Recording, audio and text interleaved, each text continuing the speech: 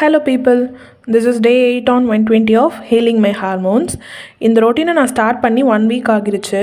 இந்த 1 வீக்கில் எனக்கு நிறைய டிஎம்ஸ் வந்துச்சு. லைக் அவங்களோட எக்ஸ்பீரியன்ஸ் அண்ட் அவங்களோட டவுட்ஸ்லாம் ஷேர் பண்ணியிருந்தாங்க. எனக்கும் நேச்சுரலாக பீரியட்ஸ் வருமா, என்னோடய ட்ரீம்ஸ்லாம் ரொம்ப பெருசு, அதுக்கு இந்த பீரியட்ஸ் இஷ்யூ அண்ட் பிசிஓடி ஒரு பேரியராக இருக்குது, எனக்கு ரொம்ப பயமாக இருக்குது அக்கான்லாம் சொல்லியிருந்தாங்க. இன்னும் சிலர் எனக்கு ஸ்கின் ரொம்ப பிக்மெண்டடாக இருக்குது, நிறைய ஆக்னி இருக்குது, வெயிட் கெயின் ரொம்ப இருக்குது, என்ன பண்ணலான்னு கேட்குறாங்க. இது எல்லாத்துக்கும் ஒரே சொல்யூஷன் லைஃப் ஸ்டைல் சேஞ்சஸ் மட்டும்தான். பிக்மெண்டேஷன், ஆக்னி, வெயிட் கெயின், இர்ரெகுலர் மென்சஸ், ஏர் லாஸ், இது எல்லாத்துக்கும் ரீசன் பிசிஓடி ஆர் பிசிஓஎஸ். இது எல்லாமே பிசிஓடி அண்ட் பிசிஓஎஸோட சிம்டம்ஸ் தான். நம்ம மேஜரான ப்ராப்ளமை ஃபோக்கஸ் பண்ணி ரிவர்ஸ் பண்ணால் அதோட சிம்டம்ஸ் எல்லாம் தன்னால் டிஸப்பியர் ஆக ஆரம்பிக்கும். இது பயப்படுற அளவுக்கு பெரிய இஷ்யூலாம் இல்லை, நம்ம அன்ஹெல்தி லைஃப் ஸ்டைல்னால வந்த ஒரு கண்டிஷன் அண்ட் இது மேனேஜபிள் தான்.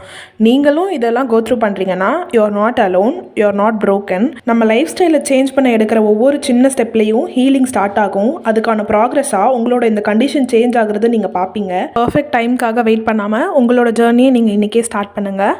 ஓகே, நம்ம நாளைக்கு பார்க்கலாம். அதுக்கு மறக்காமல் ஃபாலோ பண்ணிக்கோங்க. அன்டில் தென் டாடா பாய்.